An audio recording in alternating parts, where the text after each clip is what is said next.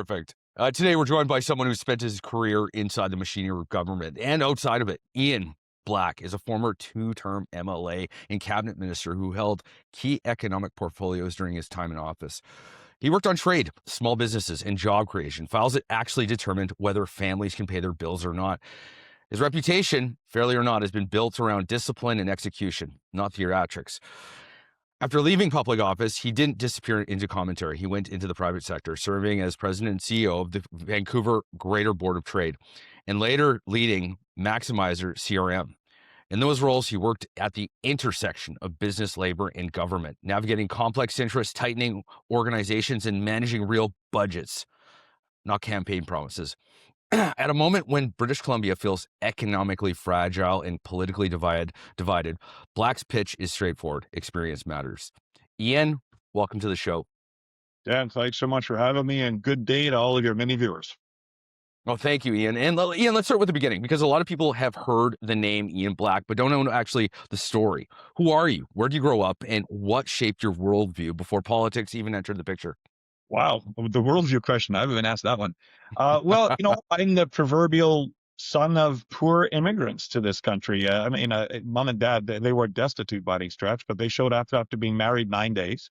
They arrived in Canada, and they had a 2-year adventure in mind. They had their worldly possessions in one hand and a 2-year contract with the Winnipeg School Division in the other. So they thought they'd come to Canada for a couple of years. They were both school teachers, and in my mom's case, the first woman in the whole family tree to go to university. And that 2 years lasted a long time, because 37 years later, Dad retired from that same school in Winnipeg. And I followed in those footsteps. As a newlywed, I came to British Columbia almost 33 years ago, with IBM. I'm a tech guy. I started with IBM, was there 6 or 7 years, and I also thought I'd be here for 2 years. IBM was famously stood for I've been moved. And so the thinking was they'd have me in Vancouver for a couple of years and then move me to Toronto, which is typically what happened with us as young fellas who had a bit of an upward trajectory because we were pretty good at what we were doing. And instead of going to Toronto, I stayed with IBM until basically mid '96, when the internet was exploding. And I got out of IBM as a young sales guy who kind of knew what I was doing, and decided I wanted to learn how to run my own business. So that took me down a path of eventually becoming CEO of 6 or 7 different companies. And the pattern I developed and the expertise I developed was stepping into highly dysfunctional situations that had the wrong strategy, the wrong product, the wrong people, and they were hemorrhaging money, which sounds a lot like BC at the moment, actually. And that was my expertise I developed. And I was the guy they called when things were not going well. And you mentioned the word discipline in your intro, and it is. It's about discipline. It's about focus. It's about making the tough decisions and executing on them. It's about building great teams. It's about assessing people. And through all of that, I developed a reputation as a guy who could actually achieve these things. As I like to joke, I haven't lost one yet in terms of those companies. But in the middle of that, I got interrupted by a phone call that invited me to compete for the nomination in what was Gordon Campbell's second of 3 terms in government. So 2005 and then 2009. I won the nomination and I won the election. I became Gordon Campbell's youngest MLA, and he took a risk on me. He threw me on the provincial treasury board and taught me how to build what is now a 90 billion odd a year budget, and the really big decisions you have to make there, and the complexity of them, and the mechanics of them, which is very, very complex. And then promoted me from there into actually being his youngest cabinet minister. And as you pointed out, I had a series of economic portfolios. Went back into business through the Greater Vancouver Board of Trade, and then back fully into technology, working at Maximizer. So I thought my time in politics was done.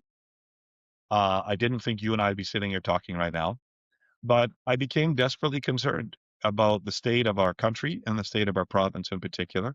We have lost our way. We've lost our way financially.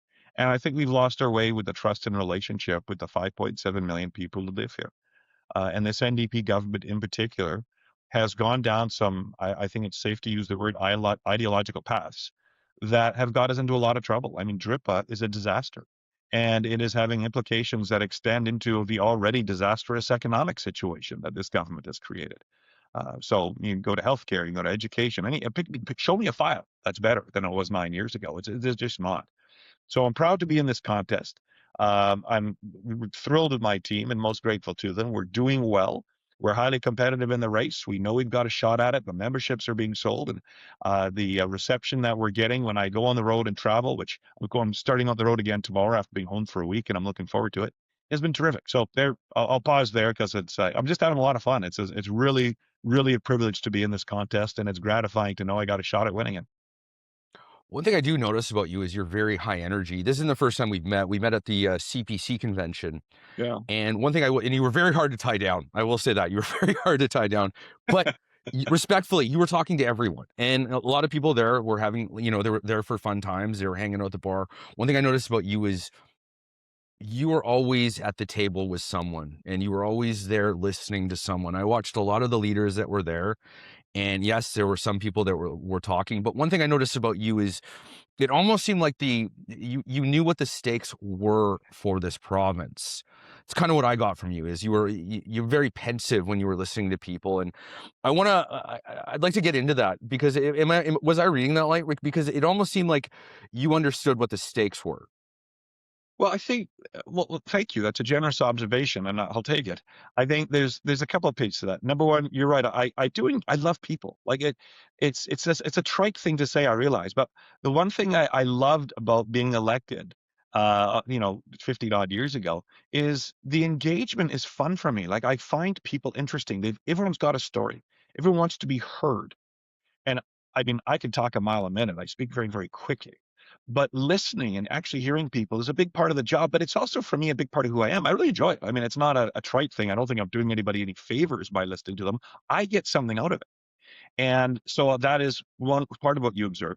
The other part of it is, I think I've been successful leading organizations and leading people because I approach every day with this balance of humility and confidence. Like I know what I know. I know how to lead stuff. I've done it. I'm trained at it. I've got my own philosophies and principles I've developed, and they work. Um, but I also that humility thing is really important. I believe that every day has a teachable moment, and if you don't believe that, you're just not paying attention because it's true. So when you see me engaging like that, I actually do want to hear what people are saying because I want to make sure that I'm not missing something, that my own preconceived notions can be tested, they can be challenged, and I can adjust them when I learn new information. So to me, that's just part of the human experience, but it reflects well in the way I like to lead. Right. And respectfully, I think that that's great, and I think that when I watched you on the floor, it's one thing I will say is if I was going to hire someone, I'd want to hire was someone that was as engaged as you were at that CPC party. So I respectfully, it was an observation that I did take away from that. Um, I'm going to take you back to your time in Gordon Campbell's government and your experience there. And you mentioned that you can lead teams and that experience matters. We've all seen like what the past, the BC Conservative Party is. Let's just say we have a very frustrated base. And, the BC Conservative Party, many would say that the BC Conservative Party is an indictment of the last party. It's not an evolution, it's an indictment, because if that was the case, the BC United experiment wouldn't have imploded the way it did. So that brings me back to my question to you is you have this experience with the BC Liberal Party, and it was a party that won. It was a party that had a caucus that was used to winning. You're going to come in and let's just say you're leading. You're going to have a very different uh, caucus than the one with Gordon Campbell. And what I mean by that is they're not used to that. They're not used to, well, if we win, we're disciplined and we're going to go in line with that. They haven't experienced that yet. So my question to you is, how do you get this caucus on board with your vision? There's lots to unpack there. You could go a few different ways. Let me Sorry. No, no, the preamble's great. It's just you paint the fabric of the question well. I think first of all, the BC Liberals that I was involved in was not the same BC Liberals that, the political dynasty, if you want to call it that, of 17 years that was, driven off the cliff by those running it at the time. It was a different entity then. I mean, first of all, two-thirds of us were card-carrying conservatives, right? I mean, we were part of that Right. proud Canadian tradition of coalition governments. And the Manitoba Conservatives, where I grew up, Manitoba Conservatives were red guys and blue guys who bashed each other's heads in at the federal election, and then afterwards came back together, hold hands, sing kumbaya, and then go take on the NDP provincially to keep them out of office. Saskatchewan Party, same thing. And the BC Liberals was like that too. I mean, it kind of inherited the name, in many ways repeating history to where we are now. I mean, the BC Liberals kind of like evolved in this beast that if you go back to the early 1990s before I actually moved here, it was the spin-off from kind of the whole Socrat implosion, et cetera, et cetera. So there's a history there that we could all learn from. But it changed its name or felt compelled to change its name for a reason. There were a whole bunch of people who were card-carrying conservatives who didn't want to be called liberals anymore. And you still see that narrative now with some of the conservatives in our own team who are saying, you know what, we had those who want to vote federal liberal, they can kind of suck it up and vote for us for a change. And there's that banter going around, which you've alluded to a wee bit as well, and in the kind of tone and culture of the place. So the history there, I think, is important to point out. The challenge that you've identified is very, very real, and why the outcome of this contest matters so much. We picked the wrong leader. The caucus is going to eat him alive. If you've got a deep lineage with the BC United, this is not going to be helpful because the acrimony is real, and there's a lot of people in that room who are very proud of not having an affiliation with it. So how are you going to lead that group of people if you've got a strong ties to it, right? That's a very, very real question that needs to be contemplated. We could be setting somebody up for failure if we're not careful. In my case, what I've done when I take over a company, I inherit a group of people who's not on the same page. If they were, the company probably wouldn't need my services. And you get everybody on the same page. First of all, going back to your first question, by doing a lot of listening. You've got to engage with people where they are. Why are they there? What matters to them? Why did they run for public office? What do they think government looks like? What is a personal contribution they want to make within their riding into the province of British Columbia and the broader Canadian fabric? You get into those conversations with people and you'll start seeing some patterns. And out of those patterns will fall the 3, 4, or 5 things that we all see commonly, we all want to achieve together. And we can wrap a narrative around that, call it an election platform if you like, that we can take to the people of BC and say, listen, this is what we stand for. This is what you can expect from us. And this is the vision and the aspiration we have for the families who live here, all 5.7 million of us. And it is my view that especially with the backdrop of the very poor performance, disastrous economically, disastrous with respect to First Nations and DRIPA, the background or the backdrop of this NDP government clearly coming to its end of life, that we are going to earn the trust of British Columbians to give us a shot at getting things back on track. Right, right. No, and I respectfully, that's great. One thing I wanted to kind of come back to you is, the frustration of the base, the antithesis of the Conservative Party. And I'm glad that listening is great. But I also think that we need to listen to the people's frustrations as well. And I understand that, like, you made a remark before about purity tests and said that they're destructive and not at all helpful to building the team. And I think, I've talked to past leaders before, and I'm like, well, they're not really, when they're voicing their frustrations, it's not usually A, it means B. Mhm. And my comment to you is what did you know about, I want to take you back to what you said, kind of get an explanation on the purity test comment, but also want to know, like, what you think about what these people are actually saying about this when they do say, purity tests in general. What are your thoughts on that? Oh, that's a great question. In fact, the second half of it is a really, really important element to the answer. Because I think I'd start there. Because when people say to me, or Daniel, I've witnessed the conversation more than it's being pointed at me, because I've got a pretty clear conservative lineage going back to, the first sign of my lawn was for the Reform Party. Sure. I think somebody posted something online that my donations to the Federal Conservative Party, once all the evolution happened with Reform, was 2005, and steadily ever since. Right. I've raised money for these guys. I was asked to run for Andrew Scheer and for Aaron O'Toole. I declined. I chaired the campaign in 2001 for a local riding.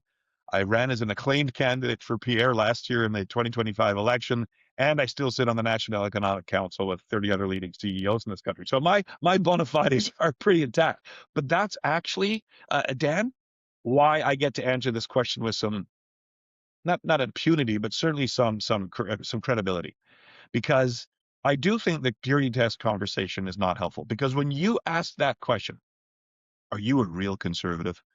What does that mean? What does that mean? Because the person asking it has, to your point, has a frame of reference. They in Right. their mind, the conservative means something. And to some of them, it might mean, low taxes. Another might mean really small government, just so we can provide the sacrosanct services of healthcare and education and looking out for the most vulnerable. It could be a government that stays out of your religion and your bedroom. It could be a government that is, uh, low in regulation, pave the way and get out of the way. It could be ideological in sense of, we do better decisions with our money than government does. I mean, there's all kinds of things it could mean depending on the person who's asking the question. So that's why purity tests are dangerous, because it's a bit of a setup. It's like saying, are you a real Canadian? Well, what does that mean exactly? Does it Right. Right. hockey reference? Is it a back bacon reference? Is it Vimy Ridge? What are we talking about? So that's why I struggle with it, because at the end of the day, conservatives are brought together by a belief in 5, 6, 7, 8 basic principles. And importantly, and this is actually, I think, the most important part of the answer with modesty. One of the things that makes us conservatives is we're not afraid to agree to disagree. We're not afraid, because we're typically very passionate about free speech. We would much rather say, you know what? I'm not with you on that one, Dan. I just don't agree with you. But by God, I'll defend your right to say what you just said. And the fact we can do so respectfully and put it on the table and not hide behind stuff and be cute about the conversation, that's one of the things that makes us conservatives. And that's why that we talk about a big tent. It's a big tent because not everybody in it is going to agree on 50 out of 50 things, maybe not even 20 out of 20. And that's okay. We have a common No, and interest. that's a great no, that's a great answer. And I mean, I think my point is that we're always when people are saying purity tests, I think that at the end of the day, they're always signaling something else. And I'm glad that you brought it because again, like Yeah. you're making you're threading the needle if you understand what I'm saying, is that when people are saying that, they want to know that you're listening to them. Like, okay, well, are you a conservative? What does that mean to you? And I think Yeah. that that's very important because again, it is different to everyone. My view of a conservative is probably different from, my neighbor's view of it Yeah. and vice versa. So I think it's very important that when we're listening to especially people is that we're understanding that like it's not necessarily, and there's this meme online, it's not necessarily always about the pasta. You know what I mean? Like it's always about something else. So I think that we have to always thread that needle, especially when we're listening to people. And I think like when people were talking about like, Rustad resign, people were frustrated with John Rustad, but I think that more importantly, they were frustrated with the direction of the party. What are you doing? The Lindsay Shepherd, when she was let go is a great example. She represented the antithesis of free speech within the party. Her roots go back to when she challenged gender pronouns as a TA, and Mhm. she legitimized the Conservative Party. And I think when people look at the antithesis of like when they're saying something, I don't necessarily think that they're always saying what you think they're saying. And I'm glad you threaded that needle. Yeah. I kind of want to take this back to, your time in the Vancouver Board of Trade. Sure. You've seen the Vancouver, everything within the trade. And one thing I really that strikes me very interesting right now is this conversation that Sam Cooper is having and saying that we have fentanyl precursors that are coming from, then we'll just say China, and Mhm. they're coming in, overseas, and they're flooding our streets here in Vancouver. My question to you, and this seems like it's from what I'm watching from the political class, is nobody really wants to address the elephant in the room that we do have a foreign country that is flooding our streets with fentanyl precursors.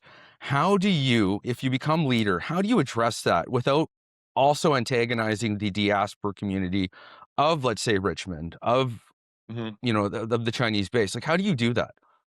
No, I think you start by calling them criminals. Right. Regardless of where they come from. I don't care. I don't care whether the precursors for fentanyl are coming from California or Scotland. It's criminals who are bringing them into this country. And let's focus on the fact that we're dealing with a criminal element. We're not dealing with state-sponsored importing of narcotics here. And I think so that's one of the things I point out. The second is I think there has to be an appetite and an investment in law enforcement to deal with it. I mean, one of the biggest challenges we have right now is security at our ports. This came up in the federal election, right? And the fact that containers are not scanned. I mean, we outbound or inbound. I mean, there's a car theft crisis in Eastern Canada. Well, I mean, crisis is too strong a word. Crisis isn't. I mean, these are vehicles, not human lives. But it's certainly a No, huge. It's a but it all ties together. Yeah, no, I don't disagree. I don't disagree. So, Yeah. back then, one of the proposals made when I was running federally was, well, why don't we just buy 6 or 7 scanners and run every container leaving this country through them to find, oh, look at that, a stolen car. So I think there's things like that that we need to step up to. Part of that's federal, part of it's provincial. I mean, we need to make sure Right. that policing resources down at the ports are where they need to be. We need to be step up to some of the uncomfortable conversations around how the drugs are getting in, um, throwing a bright spotlight on that. But we also have to deal with the policing, um, what happens once those precursors are here. We can't blame the ports for the drug labs in the interior or wherever that are using those precursors and making the poisons that are causing the problems on the streets with our loved ones that are currently happening. So I think we have to be careful just throwing this over the fence to the feds. Although your point is bang on, I think we should be offering every support we can. I think we should be raising it. This is more than a BC problem; it is a Canada problem. And so I think there's a responsibility to raise that for sure. And it's funny thing about criminals, once you begin making their life uncomfortable, they go somewhere else. And I don't think we've been doing that enough. And I think that's one of the challenges we have at the moment. I think, you're absolutely correct. I think that when we look at like especially what's going on with Surrey with this extortion ring, they were Biggest thing I hear about Curry. Yeah.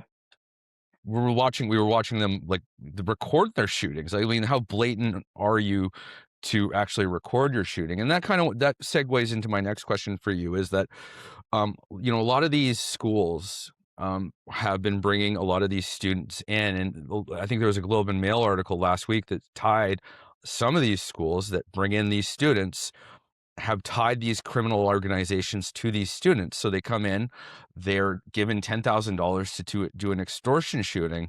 What is your response to that? I think it reflects a few things. I think, first of all, it reflects what are the challenges we had with immigration in the last decade. It will take another decade for that to work its way through the system. And what I mean by that, if I mean most of us know this, but for the benefit of some of your viewers who don't, we imported or allowed into this country more people in the last decade than we normally do in 50 years. I mean, it is disproportionately high. Number one. Number two, we used to have the best immigration system in the world. It was a points-based system. Yes, it allowed my parents into this country, but the biggest complaint I got about the immigration system when I was campaigning federally at one short year ago was from recent immigrants from Iran, from China, from the Philippines, from Korea, who were saying the bar was set for media to get into this country that was very, very high, and you have abandoned it. I talked to one guy, 2 PhDs, one of them in artificial intelligence, one of the first in the world. And it took 3 attempts for him to get in and finally did so under a sponsorship from the University of Calgary. He's now one of the most prominent guys in our Iranian community in British Columbia. And, they took him it was 12 years ago. He was way out in front of some of the most advanced technologies in the world. That's how high the bar was. And we've walked away from that. And we've now had an influx of refugees. And we have to we have a role to play on the global stage. Of course we do. But we're bringing people into the country, or have been until the door was finally slammed shut several months ago, who didn't have education, who didn't go through security checks, who were not bringing an opportunity to contribute to Canada as much as they were, at least in the short term, a drain on our country in terms of the education system, the healthcare system. And that's not, don't misconstrue what I'm saying there. We weren't set up and ready for them. Our school systems, our hospitals, we did not properly land these really, really desperate people who wanted to come to this great country. We didn't put the resources around them to properly land them. So what happens? Well, you get in the school system case, you get 14-year-olds showing up to a school, which is a firsthand story I know to be accurate. A 14-year-old coming to school who did not enter our school system as a young immigrant to this country, but a teenager who doesn't understand that you don't settle disputes in the hallways with a machete. That's not what you do here. And that was the cultural experience they brought to the game. That's not that was their frame of reference, right? So, and then you got a school system that's going, I'm not equipped to deal with this. Like, holy smokes! And so you've got that. That leads to the scenario you've just described. You've got people who've come to our country in fairly desperate situation, in numbers that we couldn't manage, and they are falling susceptible to the criminal element who uses them effectively as mules, for lack of a better phrase, to perform some of these crimes and get paid more money in one evening than they could ever make in a month or a year back home, probably sending that money back home, and then the actual perpetrators are nowhere near the scene of the crime. So sorry for that long answer. No, it's great. That's the complexity of what we're dealing with right now. And however, it doesn't change the outcome.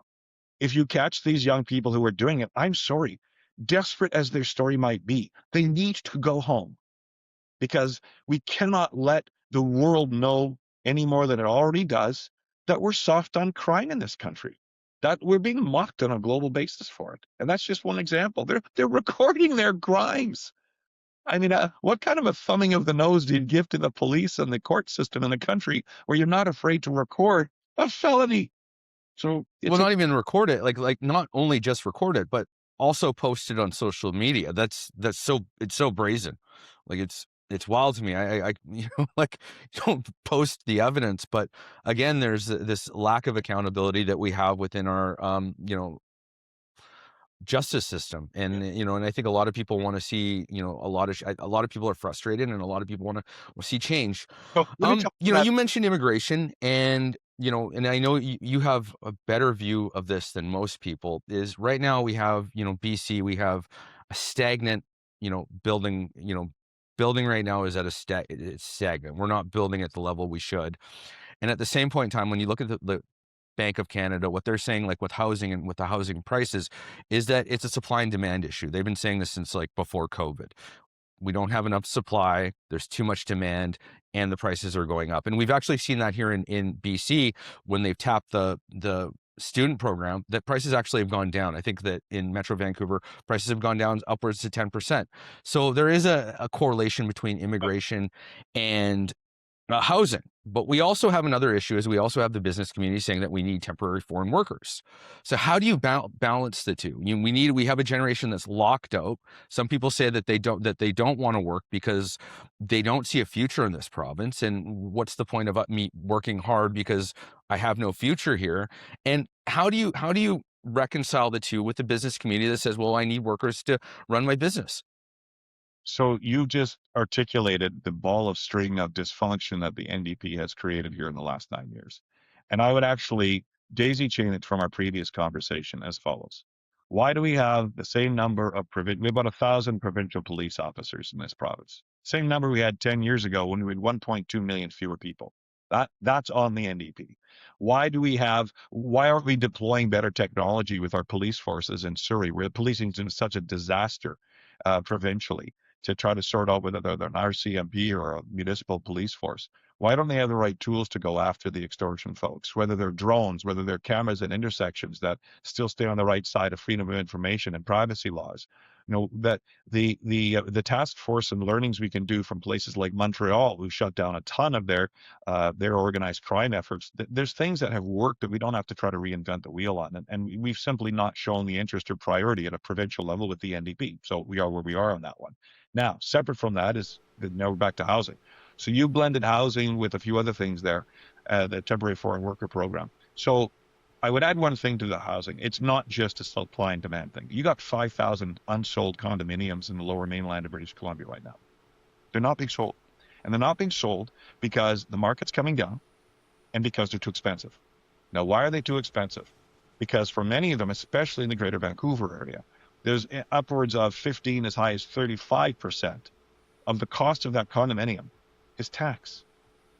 It's something called development cost charges and community amenity charges, DCCs and CACs. And these are tools used by some of the municipalities, most actually, of the municipalities, and it's a hidden tax, and it's actually, I argue, it's blackmail, because you get the developers in the back room at City Hall who want their permits to build a little condo complex. Doesn't even have to be a big one, a couple hundred units, right? And they will not get those building permits if they don't agree to the city's demands about how much they're going to pay the city, ostensibly for the curbs and the sidewalks and the fire hydrants and the the things that the electrical, maybe the plumbing that's needed to build that complex. And the concept in isolation is fine, that development should be self-funding, that the broader taxpayer shouldn't be paying for that. Problem is that never used to be the case. It used to be spread across the entire tax base, number one. Number two, it has now been jacked up so high with no evidence that the money actually flows to what it's supposed to flow to, that you've now got If it's it's $1 million condominium for simple arithmetic, and 300,000 of that is tax. It's not going to the developer. That's tax. The developer's profit Right. eat that. So until or unless we get the DCCs and the CACs under control, which I've proposed to cap at a fixed percentage of hard costs of the unit, grandfather it, and don't allow any municipalities who aren't using them to start using them, and also put some rules in place around permitting, because the delay of permitting, like 5 years to get a permit to build a condo complex, give me a break. That's the same period of time during twice in our history where we've entered into and won a world war. And you can't build an apartment building? Come on. So the carrying cost of that is in the tens of millions of dollars for a small, mid-sized condo Right. complex, and that just gets passed on to the end user. I think. So the housing costs are way beyond temporary foreign workers. Take me where you want Right. to now. Kind of taking you off your original point. No, no. I mean, it all threads together. I just my concern is that we have, until. So I have a follow up for that one is, what's the timeline in terms of how would you proceed on that? Like, when do you how long would it take for you to get all the permitting down or streamlined, Yep. and at the same time balance the immigration? Because right now we have so many broken systems. So what would the timeline? What would an appropriate timeline be for you to streamline the permitting for Yep. housing, Yep. and also balance the need? And it's not just temporary foreign workers. We have students. We have an influx. We have, like you said, we have too many people, and we've already addressed this. There's too many people, not enough infrastructure. So my question to you is, how do you balance both? And do we need more of a say from Ottawa, that BC needs more of a say for how many people we get into this province?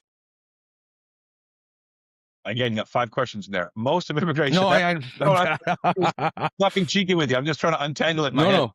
Well, let's start with the permitting, because everyone has these ideas, and I think they're great. But I also like, as a stakeholder, as a person that's run business, I always like timelines, and no, Yep, and so do it's I. the hardest.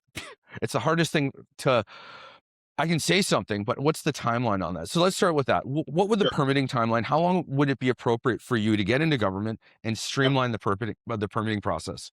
So one of the things that makes my candidacy different in this contest is I'm the only one with the unique experience of actually proof that I've led something. Plus, I understand economic public policy, and I've actually been in cabinet, and I understand the mechanics of government. It's one of the things that puts me head and shoulders above the other candidates, because I actually can step into the job on day one, and I actually know how to answer your question. It's not theoretical. Part of my private sector experience is I don't get paid for process. I get paid for outcomes. And that's how you have to run government. So your question is bang on. So here's how I'd go at it. One of the first acts after repealing DRIPA, which has to get done, all right, and the other elements of legislation We around will that. get to DRIPA, by the way, Ian. So We will get to that. well, it's the number one issue. People are scared, right? The NDP's really screwed that one up. So Right. that is, but I put that right in the shop window, job one. But shortly thereafter, right, I'd be 2 things. I'd be going to the Minister of Small Business and Deregulation, which is the title I would give to that ministry, and I would give them 2 instructions. Number one is to eliminate the regulatory burden to a minimum of 10% below what it was in 2017, right? I was part of a government when I was there the first time that got rid of 55,000 regulations in this province. That you put each one on a piece of paper, that's a stack of paper 65 feet tall. So that is we have to redo that exercise, because the NDP are brilliant at adding layers and layers and layers. So around the cost of building, the permitting process, and the delays in building, there is a ton of it in regulation. That small business minister will be given 2 years to get the regulatory burden down to 10% below where they were in 2017. Do not underestimate the impact or the effort involved to do that. It is enormous.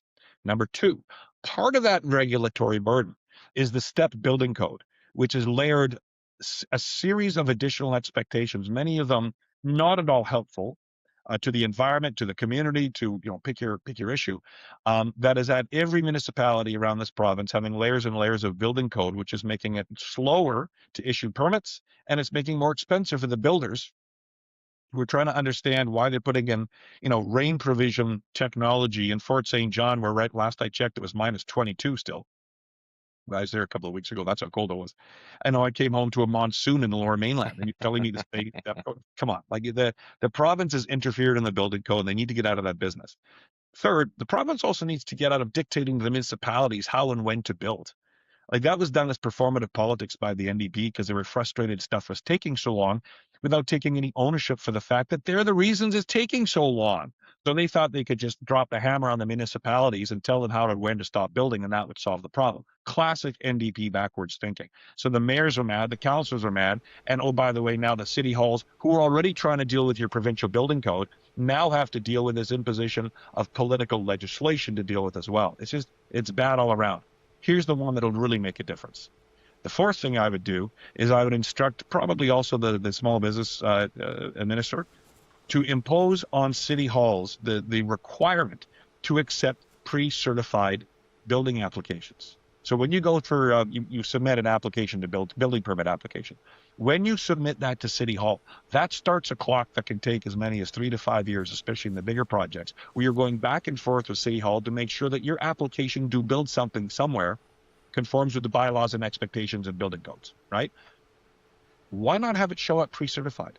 Why not get the architects and the engineers and geotechnical folks, the environmental engineers as required, to show up and actually put their stamp on it, says, we will certify that this conforms to the city of Burnaby or the city of Fort St. John or the city of Abbotsford, whatever it is, building expectations, and you just cut 2 to 3 years out of that process. And you don't have to engage City Hall on it, which means City Hall doesn't need as many people to take you through that dance. They can go and work for the private firms who are issuing these permits and speeding up in the first place. It'll take a third of the time, a third of the money, because let's be clear, the developers are paying for that dance with City Hall for 5 years. And again, that lowers the cost of housing. The other thing I would do is I would change the payments cycle around CACs and DCCs immediately so that they're not owed until the point of sale. What that does is free up tens, if not hundreds of millions of dollars through the development cycle to make sure that the developers have got the cash to finish the projects. So there's all kinds of things you can do in that space if you understand economics and how it all works. But all of that, these become additive, and it changes the game, and it makes it attractive to start building in BC again. Well, I mean, I'm glad you brought up permitting because, you mentioned permitting here in Vancouver or in the Lower Mainland in BC, 5 years. Yeah. And that takes me back to, you're touched on it, is DRIPA. And I read an article, I think it was written by the former leader, and he said that permitting here in this province takes about 10 to 15 years. In countries like Sweden, that number is about 3. So that's quite the difference. And if you look at like Sweden, it's very liberal. Is that for liberal Pardon? Is that for a mine? Like the permitting? That's for mining, yes. Okay, for For mining. mining. So how do we go from, and obviously we have the issue with the First Nations people, and we have to consult before we proceed, because obviously if you don't consult, they can sue. There's 3 parts to this question, because obviously we have DRIPA. You would repeal it. What happens then? Because we still have to consult with the First Nations people about projects. How would you proceed on reducing the permitting process from 15 years, let's just say 5 years? And at the same point in time, like, how do we consult with the First Nations people? Because obviously the Supreme Court's clear. They have a right to consult, but not veto, as long as the consultation process is taking place. So how do we go from a 15-year process? Because again, we are dealing with a generational budget of deficits that, $12.3 billion, I think it is. And right now we need, it's the public sector that funds the private sector. So how do we get these projects in line and operational? Because all I see from the Liberal government and this NDP government is a lot of talk, but I don't see a lot of action. Probably the most frustrating part for me in the whole DRIPA conversation is the way that people are cavalierly, including, candidly, I mean, Caroline Elliott knows a lot about the file because she's got a PhD in the area, and Sure. she understands the elements of how we got here. But what really frustrates me is that every one of us has said we're going to repeal DRIPA. I mean, and in my view, no matter how much you do or don't know about how we actually got here, is almost irrelevant at this point, because it is now a political and an economic imperative to do so, because the welcome mat for investment in this province has been pulled away. We are uninvestable. And if we don't get foreign direct investment to fund our oil, gas, mining, and forestry sectors, never mind the broader, mid-sized small business community, which is enormously dependent on foreign capital. We always have been. We're a tiny little country. We need money coming from other places. to continue to sustain our standard of living around here, right? Um, but that welcome mat for that investment has been pulled away. And because people are not sure about the private property rights and they just see the whole thing as a big mess and they're not exactly sure what to do about it. So they're going, you know what, I'm out until you guys get it all sorted out. So the frustration point for me is not the fact that every single one of us has said you got to repeal DRIPA, although some of us with a little less enthusiasm than others. But what's next? Yeah. Like, it's fine and good to say you're going to repeal it. The risks are enormous. And part of this competition is starting to, you're beginning to see it in the narrative now. The shift is going away towards, like, we have some risks here in putting unproven people in charge of this party and potentially the premier's office, because this is not an entry level job, right? Who is it that's going to take the phone calls when industry's phoning to say, I've got protests happening in the woods. I've got people on the mine site threatening to blow stuff up. And I've got problems in the oil and gas fields because the indigenous community who thought they had a deal because the provincial government told them they did are now going, just a minute here. Now, where you stand on this is irrelevant. If you and I had a deal to buy your car or buy your house, and I take something off the table after you've perceived that we've done that deal, you're not happy. So there's going to be protests probably in the front lawns of the legislature for 6 months or more. You're going to have forestry company owners and mining or executives and the oil and gas guys saying, we can't actually get work done. What are you going to do about it? And you're going to have the unions, you're going to have the government stakeholders, never mind the various ministries. And I might add, you're going to have the Indigenous leaders themselves. You're going to have First Nations leaders, some of whom are going to be livid, others whom are going to be really, really mad, but practically wanting to sort out how to move forward. That little basket of goods is enormously challenging and should not be given to a rookie. And that is one of the biggest challenges that I have and frustrations that I have in the whole DRIPA conversation in this contest. Because everybody's saying, oh, let's just repeal DRIPA, as if we're saying, let's wash the car in the driveway. So it is a much, much bigger problem than that. So let's get on to it. What do we do about permitting in that context? Well, first of all, you got to draw a big red circle around the repealing of DRIPA and Section 8.1 of the Interpretations Act. And also, in my opinion and in my commitment, opening up the conversation constitutionally on Section 35 to insert the provision of private property rights so that this never, ever, ever, ever happens again. All right. So I'm willing to do all that. In fact, it's a commitment.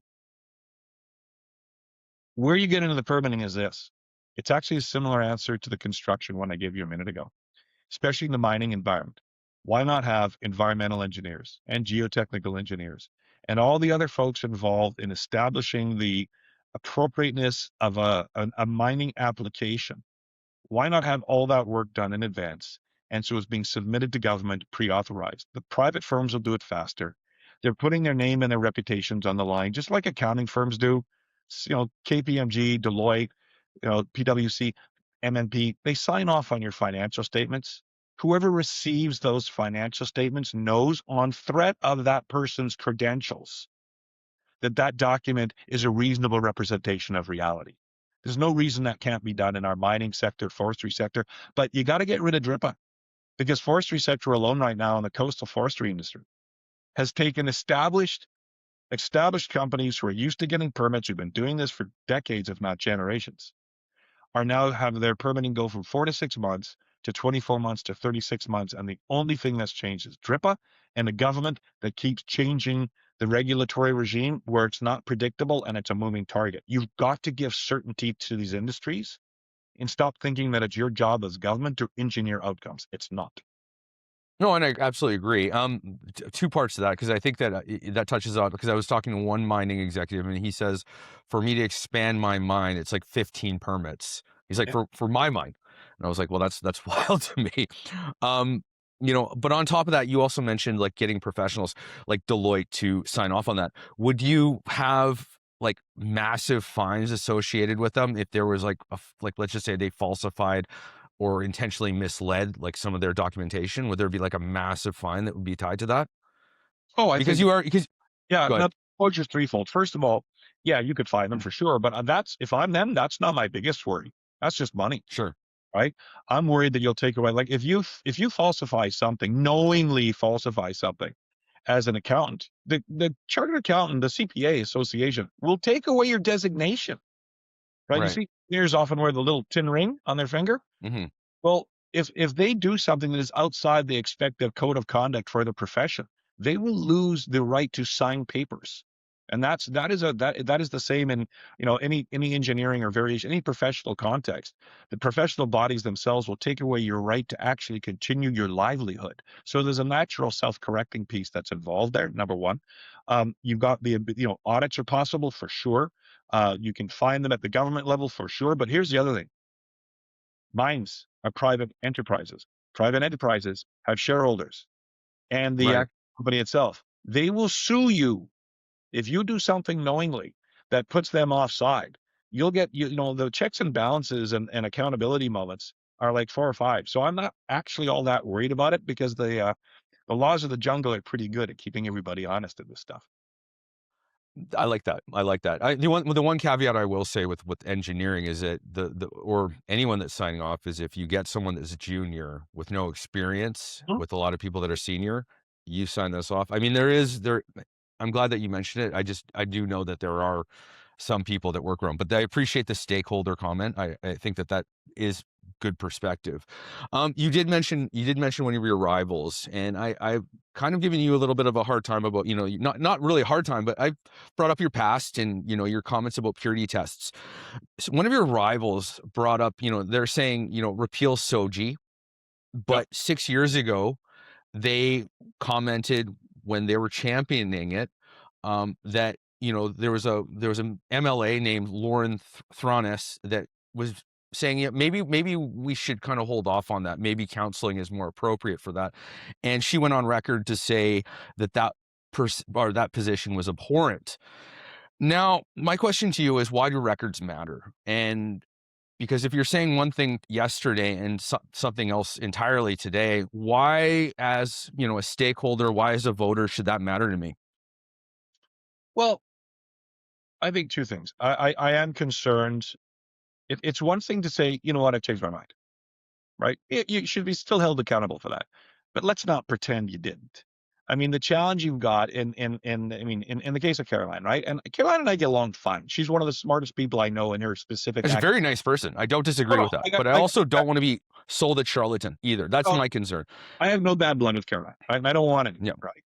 But in the same way we started this conversation by you asking me about my history as a BC Liberal cabinet minister. I mean, you saw photos in the background of my office. I've just realized that's in the ledgers. That's the official. Funny. I'd love to tell you that was a setup, but no, those photos were there before we started this call. Um, and I'm very proud of my history being part of a government that went from worst in the country to best provincially, economically, along every measurement within 4 or 5 years. I mean, it was the not quite Margaret Thatcher like, but it was an economic miracle of its own, and I was proud to be part of that. And we had jobs looking for people. I mean, we had the highest wages in the country, et cetera. I mean, it's a great story, but I own it. I own it, right? Right. And I'm not afraid of it. I embrace it. And we talked about that at the beginning of our time here together today. But if you were pro SOGI and now you're against it, if you were pro DRIPA and now you're against it, if you were pro safe supply and now you're against it, you've got to be able to explain yourself, and you've got to be able to take questions in a Q&A manner, which is also not happening with Caroline, that are exhaustive. I do these meet and greets, and we did one in Surrey last week, and it was great. The dynamic was crazy because the pub owner, we had the upstairs part of this big pub, it was packed. It was great, right? And but they didn't want us to use a microphone to disturb the guests downstairs. So of course you got the music going, so I'm sitting there shouting to a very, very full room, and I did my little dog and pony, and then I had 2.5 hours of questions, and we were shooing That's a people out lot. at 10 o'clock. The event started at 5:45, right? I lost my voice for a day, but that's the gig. And you've got to be able to answer the uncomfortable questions. And that, to me, I enjoy it. I thrive on it. I like being Right. challenged like that. So yeah, I do struggle with that. But why does history matter? Because I think it's one thing to say I've changed my perspective on something. Churchill famously said that she was challenged on his change in perspective. I'm a big Churchill fan. He's one of my three heroes. And when Churchill, he was challenged on, he changed his perspective. He said, "When I get new information, I contemplate it, I absorb it, and I'm willing to think differently. What do you do when you get new information?" It was a great answer. Right. So if that's the case, fine, spit it out. Tell us what we're dealing with here. Otherwise, it looks opportunistic, and it looks like you're pandering to a crowd, and that's not all right. So we that's just a No, comment on changing of one's perspective. But I don't have, I didn't vote for DRIPA, right? I no. wasn't involved in passing SOGI, right? I'm horrified at the notion of same supply and decriminalization, because it's led to a human travesty in every city in this province now around untreated mental health and drug addiction, which incidentally is a core part of our platform. Because I think if you solve that, you solve a lot of other problems. I think, it's I suppose my biggest problem, and not problem, but my issue right now is that our province is, in my opinion, we're in a crisis. And what are you need to do the hard things, and are you doing what's easy now? Because what comes later is not going to be any easier. So I suppose that's why I ask these questions, Yeah. is because this province, we need the adults in the room, and we need the people that are ready to do the hard things. Um, you know, Coming back to, right now, I want to kind of talk about the independents that are outside of the BC Conservative Party. John Rustad was, I think he did some great things, but you can't. You have to take some of the bad with the good. Because of his tenure, we had a lot of exodus in the party. We had the Dallas Brodies, the Tara Armstrongs, the Jordan Keeleys, the Amanda Bubelets. What are your thoughts on bringing them back in? Um, I get asked that a lot. You got to be careful being perceived as dodging this answer, okay? Because but there is a process. I am the only one in this contest who has been in the room when the decision was made to bring back into caucus two people who'd left. One was thrown out, the other left of his own volition. And it was a gut-wrenching 2.5-hour conversation with people very upset, a lot of shouting, a little bit of tears. And it was hard, because when you are ejected from a caucus or you leave on your own, you are impacting other members on that team. And it's being elected to public office is a unique and shared experience. And until you've kind of done it, it's really difficult to try to describe it to people. You're part of this weird forced together family, right? And I use that term loosely. I joke about it. It's like your classic Thanksgiving dinner. There's a drunk uncle in one corner and a fist fight in the driveway. I mean, it's that kind of a dynamic that can creep into it from time again, but it stays in the room. And when I was part of that caucus, we had 3 or 4 folks at any given point in time who had their toes on the door, who are upset about something, who are ready to leave because of what the group decided or something that the leader decided or a piece of legislation they disagreed with. It's that part of it's not unusual. And if you don't have the experience in a caucus at a senior level, you don't know that. You don't know how to manage it. So I've been part of a team that had to. So when you're dealing with the independents that we have right now, 5 of them, I believe, who left either because they wanted to or because they were asked to, were tossed out. The conversation starts with the caucus. And if you've got a caucus that clearly says, we want this person back in, your job as a leader at that point is, well, first of all, if you clearly can't get there, you might be leading the wrong team. But presuming you can get your own head there, your job is to then figure out, how do I make that deal happen? And can I do it in a manner that keeps everybody happy? But the reverse is also true. If you get a group of people that says, not a chance, this person is toxic, they don't fit in well, they have crossed a line that we're not really interested in going back on. As a leader, you're betraying your caucus if you then turn around and unilaterally say, right, they're coming back in anyway. Now, that doesn't mean you don't have influence in the room. Of course you do. You're the leader, right? And people who are offering up their opinions, they will already be factoring that into their point of view when they share them with you. And if you're leading responsibly, if you have the experience that I have, then you're going to get people's honest and candid opinions. You're going to make people feel respected, even if you don't agree with them. That is a crucial part of this. But at the end of all that, if they decide, you know what, we don't want this person back, you can't invite them back as a leader. That card is not yours to play. But here's the other one. If they decide, if we get everybody on the same page in that caucus, which I will do, right? Because right now, I think that caucus will eat alive a couple of my competitors, because you've got some very, very different points of views, and you do not have, in most of my competitors, the skills or experience to properly manage that dynamic respectfully and firmly enough so that everybody understands each other, what they owe to each other as being part of a caucus, because it is a team. It's part of politics. It's a team sport, right? Let's not pretend it's not. And I can't let you down and you can't let me down, because there's ramifications for that. And you have to get that buy into that. If you get that buy-in, around 5 or 6 key principles and a code of conduct that you and I can agree to follow. And then everyone says, you know what? I want to invite back in, pick one, Amelia, Dallas, Eleanor, and say, all right, you guys want to back in? You're following this set of rules. You trot off down the hall, me or the chair of the caucus trots off down the hall to see one of those independents. And when they see that list of expectations that the rest of us have agreed to abide by, part of the decision for them is, can you abide by that too? Because if they can't, and I have a sneaky suspicion most won't, then they won't want to come back. Because I think some people do really well in politics as a lone wolf. Others understand that it's a team sport. I can't comment on the individuals because I've not spent any time with them. But observing them, I think that will be the crux of the decision. Oh, fair enough. And the reason I bring this up is one of your competitors today kind of released a tweet, and Yuri, he said that if he gets the BC leadership nomination, he will not run candidates in 5 ridings to pave a path for BC 1. Now, whether you agree with 1 BC or not, they are, I think some polls have them up at 5%, other polls have them at 9%. What are your thoughts on that move? I haven't had a chance to digest it for the benefit of your viewers. That came out like moments before you and I started It this. did. It came out like minutes before we. Yeah, this It just did. It in. came out minutes. You know what? You and I are pals. We've known each other a while, and we disagree on stuff around the edges. But I got no bad again. I got no bad blood with these guys. I mean, it's No. hopefully that'll still be the case when the competition's over.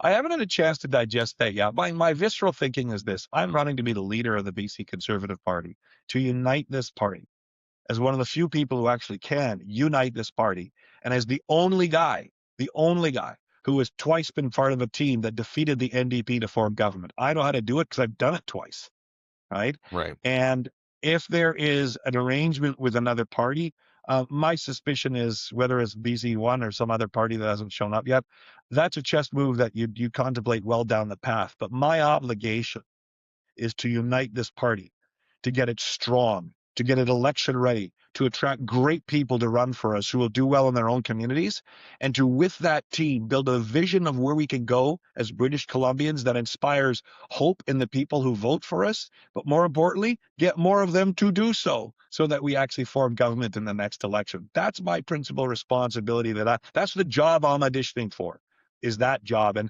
at the moment, that doesn't contemplate involving other parties. I want to clap to that, Iain. Well said. Well said. Iain, I appreciate you coming on and taking the time to go long form with us. These aren't 5-minute hits. They're real No. conversations, and people can make up their own minds. You build a Dan, case on I experience. love the back and forth. Keep doing this, man, because there's not enough people who do this unmediated conversation. Everyone's looking for that 240 characters on Twitter or, the 15-second clip they use on TV or on the radio. This is really important because you're asking questions that require a thoughtful answer, and it gives your viewers a chance to see who else in this contest. When you scratch at that surface, there ain't much underneath it. So it's really, really important, and thank you for doing it.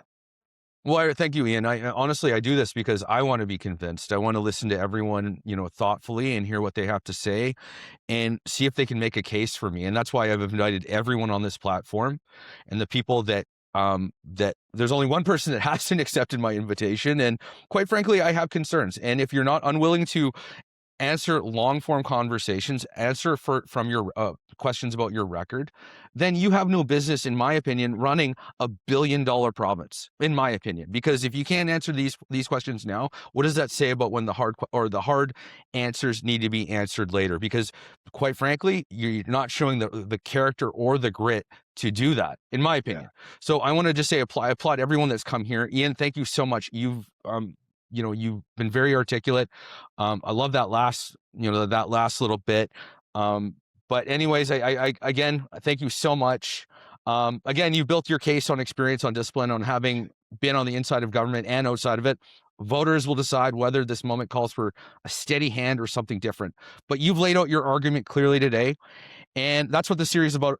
No filter, no consultant scripts, just a candidate, their record, their convictions, and the question that matters: who can actually lead this province forward?